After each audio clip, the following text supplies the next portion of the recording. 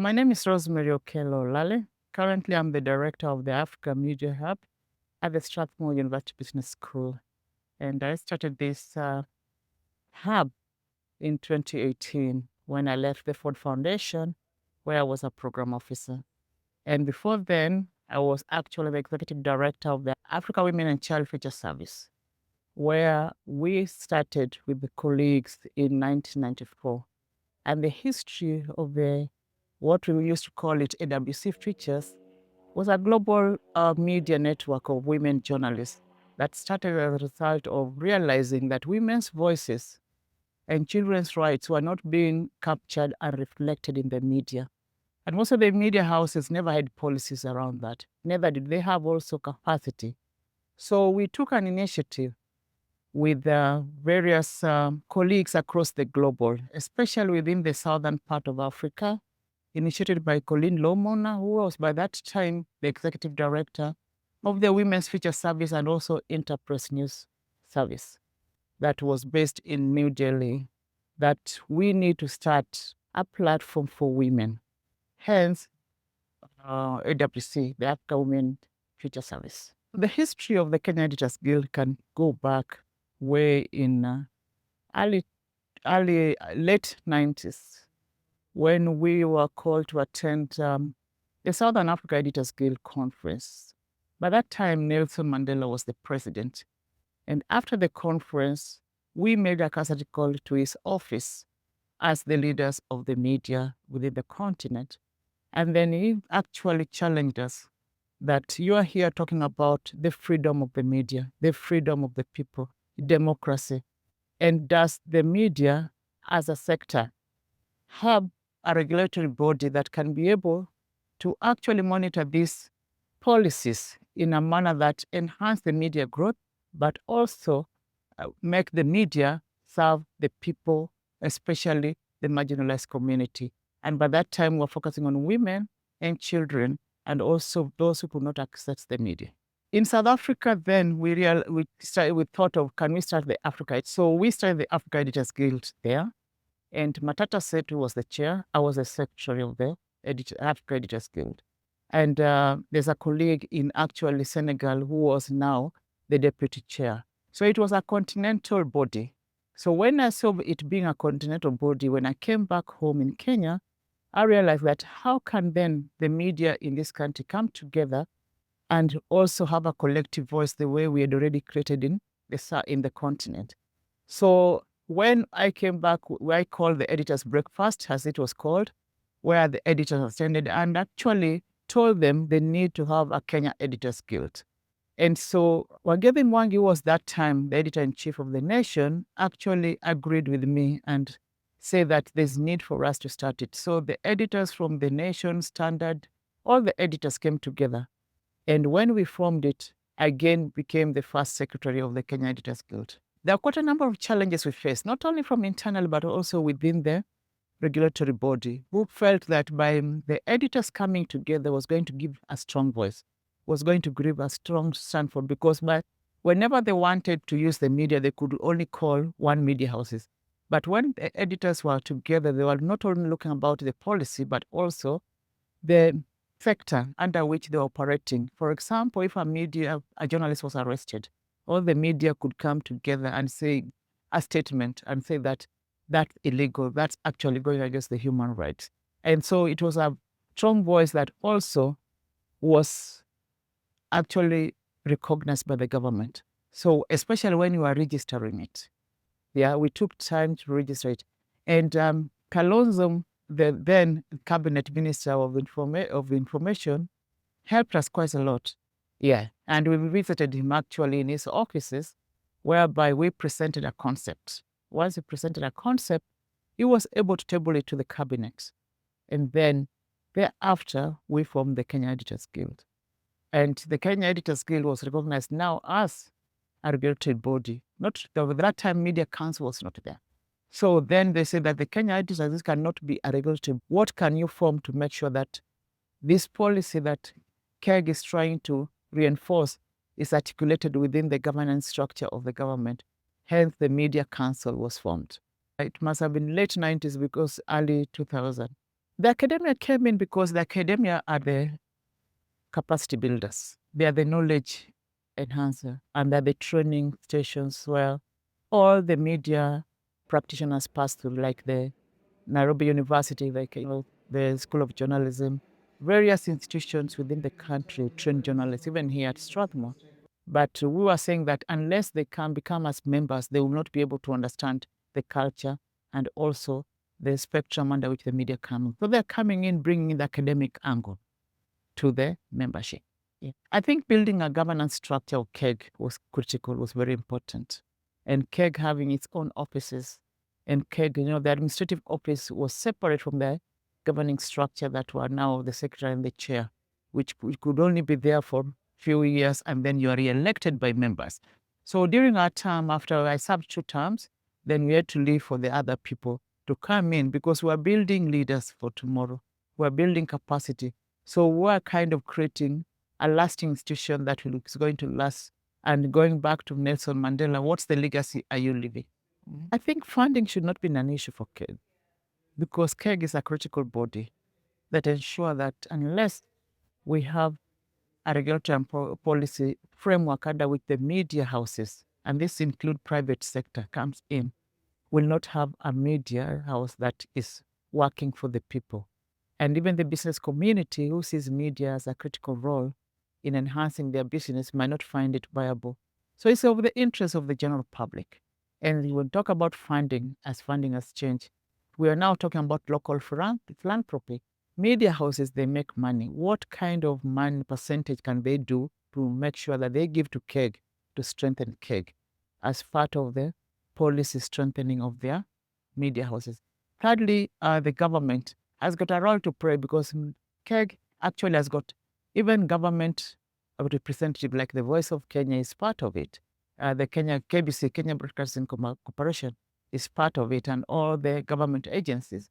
So it's we call a unitizing body that is bringing all the media practitioners from the community to the national. And KEG now is linked to the continental. And then continental is linking to the global. That is where the World Editors Guild come in. So it's a long-lasting body that cannot be allowed to die. So when now we agreed that KEG was going to be formed, there was an interim committee that was set up that I was actually spearheading. And that brought in Wagethi Mwangi, Joseph Odindo, Macharia Gaitho, Pamela Makotsi, Jane Godia, and there was, I think, quite a number of various editors that were formed together to ensure that we spearhead the formation of the Editors Guild. Looking at the history of the International Women's Day, it's about realization of the women's role and the women's impact into a global agenda, hence the International Women's Day.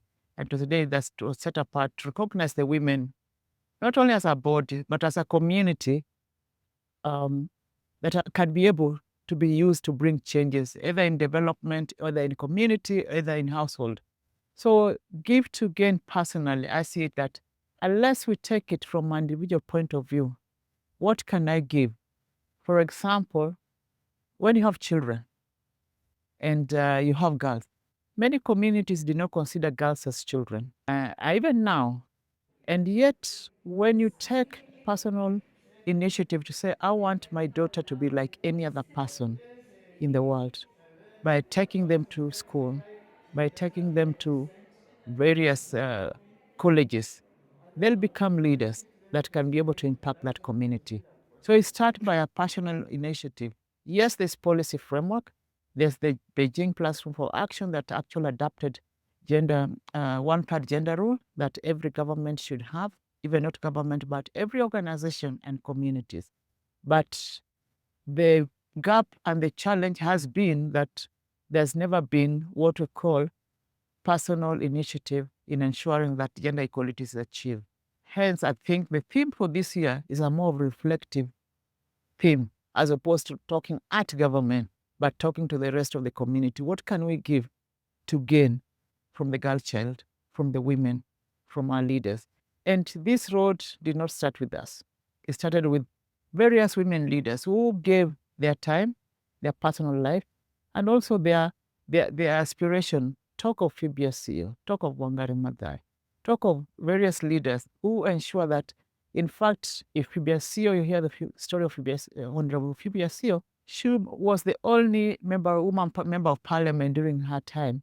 And the way she was being stereotyped, heckled at times, and being shown, she withstood as a leader.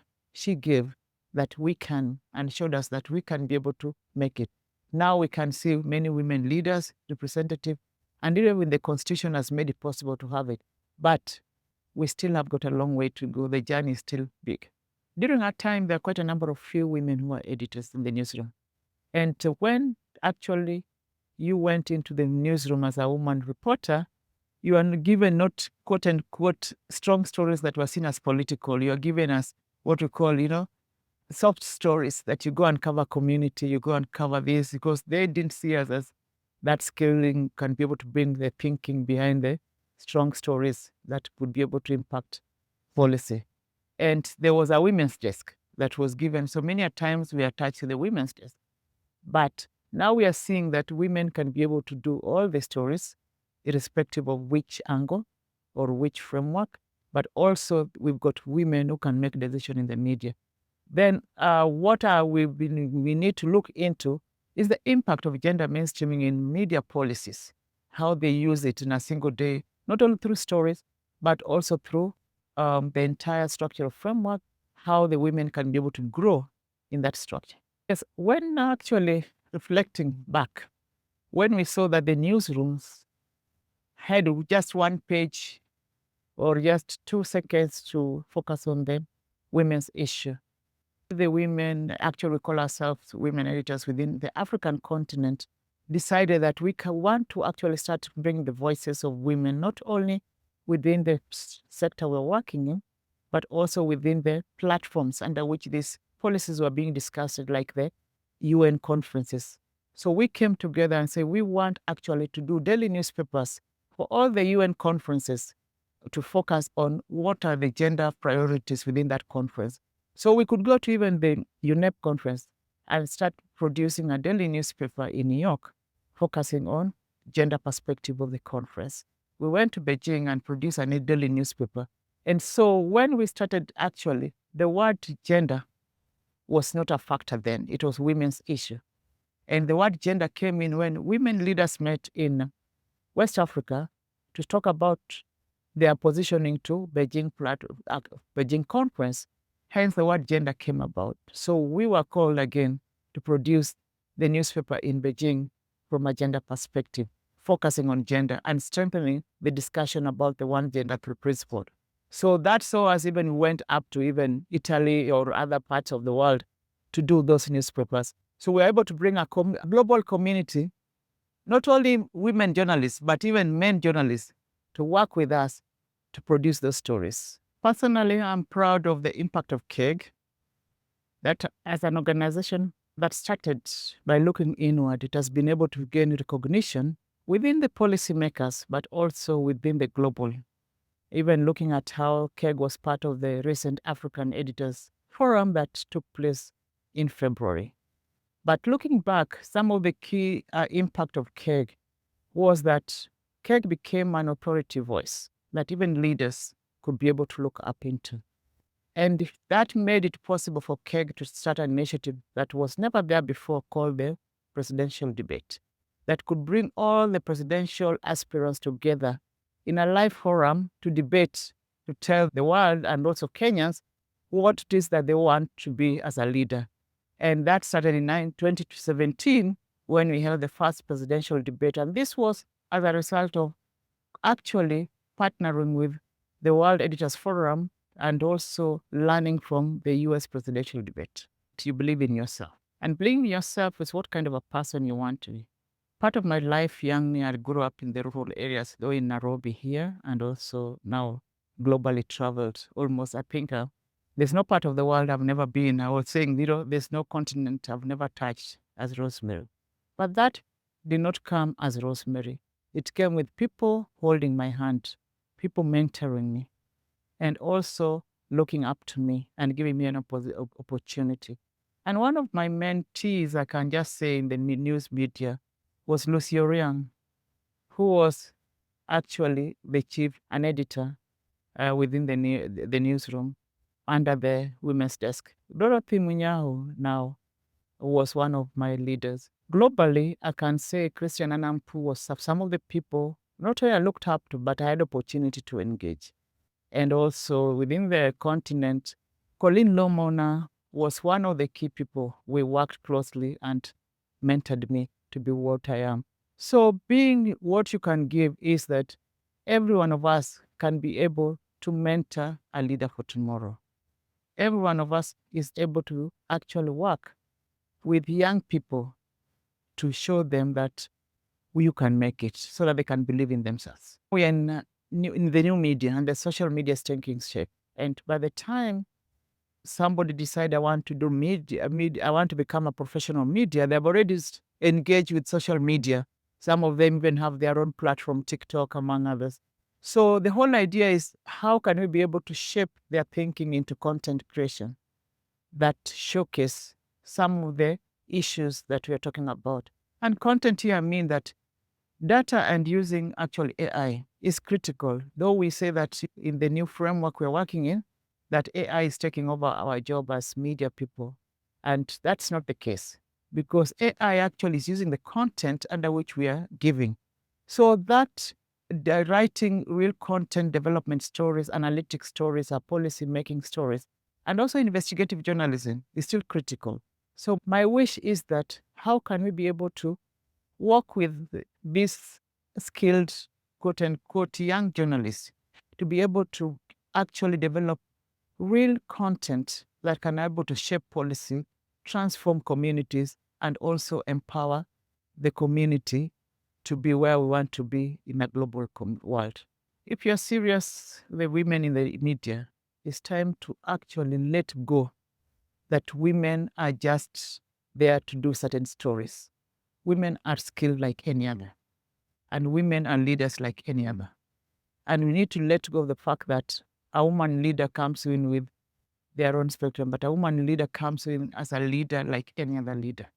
And they can be able to actually lead a whole media industry to where it is, and to actually adapt the women leadership as a key instrumental role in managing the media. Actually, you are into a sector that is powerful, a sector that will never be ignored, a sector that will always be there. Because media did not start yesterday. Media started with, even our historians tell us, with the grandmother storytelling. Conversation will always take place.